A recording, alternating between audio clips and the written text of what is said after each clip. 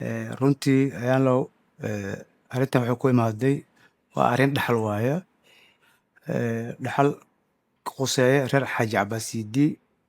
Maamada xiran hooyadeeda ah waxay shaqo ku leedahay ma lahan. Waa dhaxal la dhaxlaayo aabbahayga. Xaajiga markuu dhintay kadib waxaa la isku dayay in dhaxalkii la qaybiyo. Maalinka loo fariistay waxay dhaheen gurigaas anagaa leh.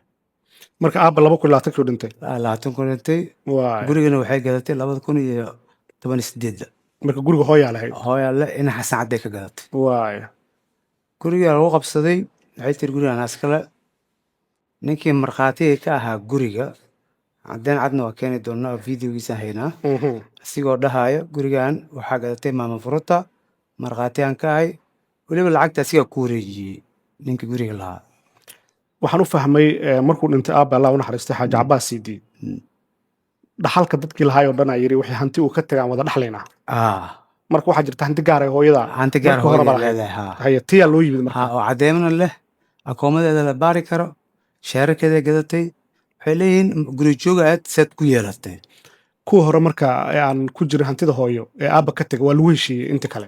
Laguma heshiinin. Waxay dhaheen ilaa gurigan laga dhaxlo hantidan kale lama taabanay dhaheen. waay.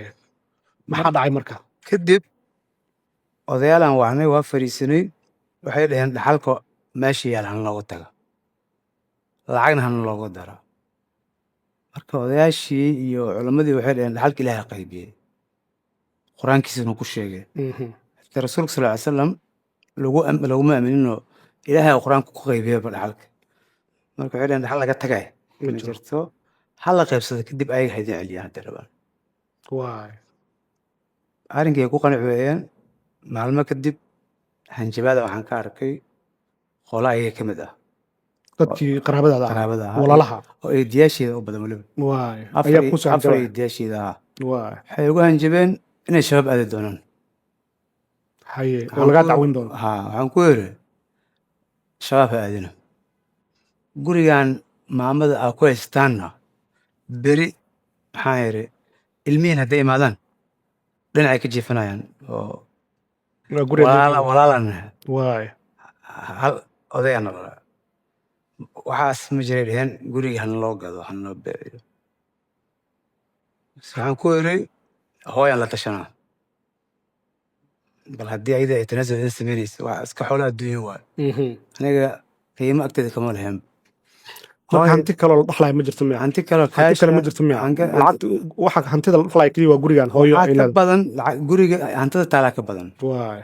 oo ah. oo ilaa haddaan laga heshiinino shirkad oo keenta ice creamada iyo makiinadaha waaweyn iyo kuwa barafka sameeya, khasaaladaha weliba oo si jimla u bixiso, iyo hanti oo akoonka ugu dhintay oo ilaa hadda xaniban oo weliba ayaga xanibay oo qoladan khawaarijta ay ugu dacwoodeen warqad ka soo qaateen lagu xanibay. waay. eedayaal marka waxay noo maraysa hooyaa u tagtay waxaa tiri saas hooyo waxaan yaray hantidan gurigan maxaan yiri maadaama Xaaji Cabbaas uu dhintay aan yiri ilmahana waa ilmo iska yaryar walaalaa anaga inaan korinaan waajib waay. marka hooyo waxay tiri guriga khayr ha ka soo degaan. guriga qayb ka soo degaa. maadaama xaajiga uu dhintay oo ilmihii ay yar yihiin baahda ugu yar ha soo degtay. marka aabba meeqa bow lahaa. aabba wuxuu lahaa 4 bah ka dhintay hadda markuu dhimanayo asaga u qaaday. waay. marka baahda ugu yar aa ilmo haysatay, inta kale ilmo waaweyn ahaayeen. marka baahda yaray tiri guriga ha soo degto. carruurta ma soo degeen mise sooma degin. carruurtii ma soo degin. waxaa noo imaaday gabadha eedadeeda aabbaheeda wuxuu naga codsaday inaan ilmihii aan siino maadaama Xaaji Cabbaas uu asxaan u sameeyey. xaaskiisoo kansar sanka ka galay ayuu Malaysia geeyey uu soo daaweeyey. marka wuxuu yiri saan abaalkiisa u gudo ilmahan ahlaysiiyu yiri. waxa gabadha ugu weyn waa 11 jir, kan ugu yarna waa 6 jir. waa wada fadhiisanay. walaalayga raali kama ahayn ilmahaas in la wado. qaasaan walaashii Leila Cabbaas aabahayga kala dardaarmay soo nool wuxuu ku yiri ilmahaas iyo ogow haddaan dhinto. waay.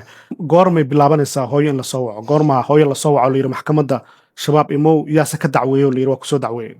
hooyo markii asaayida laga dejiyey 10 beri kadib waa markii lanoo imaado gurigii la diiday kadib baa lasoo wacay hooyo taleefon gerina laga soo wacay waa qabatay waxaa ku wacaysa lihi shabaab dacwaa kaa taal imow yaa soo dacweeye afartii baha hooyadii intaan ka ahayn inta kale gruub isbahaysiga noqdeen laakiin kiiska yaa furay dacwada yaa kiiska furay afarta xaas oo aabahayga uu ka dhintaa fureen saddexda xaas oo kale haa waaya hooyadii ay ka maqan tahay fureen aha aniga waa ka gaabiyey inaan tago aadaan ugu diiday hooyo waxaan ku yiri dhimashada waa lama waraan maalinka adan baad dhimanaysaa waxaan yidhi xamar haddaa ku dhimatid ama aniga